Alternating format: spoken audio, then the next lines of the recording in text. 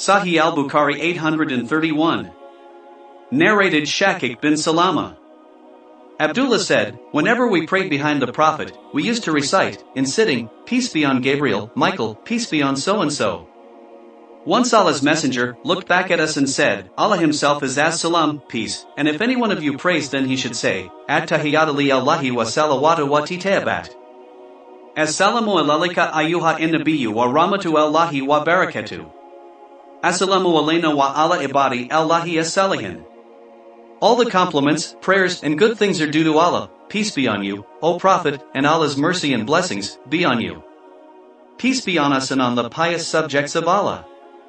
If you say that, it will reach all the subjects in the heaven and the earth.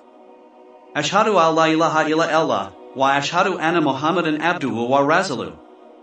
I testify that there is no deity worthy of worship but Allah, and I testify that Muhammad is his slave and his apostle. Sahih al-Bukhari 832, 833. Narrated Aisha. The wife of the Prophet, Allah's messenger, used to invoke Allah in the prayer saying Allahumma inni a'udhu bika min al-habi al-kabr, wa a'udhu bika min fitnati al-masihi dajjal, wa a'udhu bika min fitnati al-maya wa fitnati al-mamat. Allahumma inni a'udhu bika mina al-mathami wa al-magram. O Allah, I seek refuge with you from the punishment of the grave, from the afflictions of the impostor Messiah, and from the afflictions of life and death. O Allah, I seek refuge with you from sins and from debt. Somebody said to him, why do you so frequently seek refuge with Allah from being in debt? The Prophet replied, a person in debt tells lies whenever he speaks, and breaks promises whenever he makes them. Aisha also narrated, I heard Allah's messenger, in his prayer seeking refuge with Allah from the afflictions of Ad-Dajjal. Sahih al-Bukhari 834. Narrated Abu Bakr as-Siddiq. I asked Allah's messenger to teach me an invocation so that I may invoke Allah with it in my prayer. He told me to say, Allahumma inni zalamtu nafsi zulman kathiran, wala yafru dunuba illa anta, faghfir li maghfiratan min indika, wa arhamni, innaka anta al-ghafuru ar-rahim, O Allah. I have done great injustice to myself and none except you forgive sins, so bestow on me a forgiveness from you, and have mercy on me, you are the forgiver, the merciful. Sahih al-Bukhari 835. Narrated Abdullah. When we prayed with the Prophet, we used to say, peace be on Allah from his slaves and peace be on so-and-so. The Prophet said, don't say as-salam be on Allah, for he himself is as-salam, but say, at-tahiyyatu li Allahi wa as-salawatu wa titayabat. As-salamu alayka ayyuha in-nabiyyu wa rahmatu Allahi wa barakatuh. As-salamu alayna wa ala ibadi Allahi as-salihin.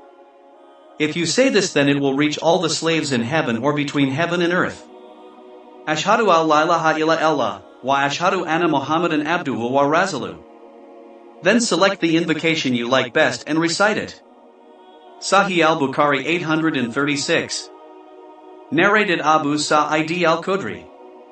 I saw Allah's messenger, prostrating in mud and water and saw the mark of mud on his forehead. Sahih al-Bukhari 837.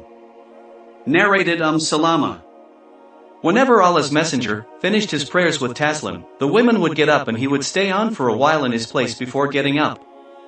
Ibn Shihab said, I think, and Allah knows better, that the purpose of his stay was that the women might leave before the men who had finished their prayer. Sahih al-Bukhari 838. Narrated Itban bin Malik. We prayed with the Prophet, and used to finish our prayer with the taslim along with him. Sahih al-Bukhari 839, 840. Narrated Mahmud bin Arabi. I remember Allah's messenger, and also the mouthful of water which he took from a bucket in our house and ejected on me. I heard from Itban bin Malik al-Ansari, who was one from Bani Salim, saying, I used to lead my tribe of Bani Salim in prayer. Once I went to the Prophet and said to him, I have weak eyesight and at times the rainwater flood intervenes between me and the mosque of my tribe and I wish that you would come to my house and pray at some place so that I could take that place as a place for praying, mosque. He said, Allah willing, I shall do that.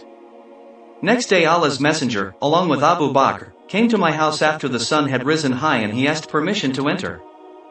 I gave him permission, but he didn't sit till he said to me, where do you want me to pray in your house?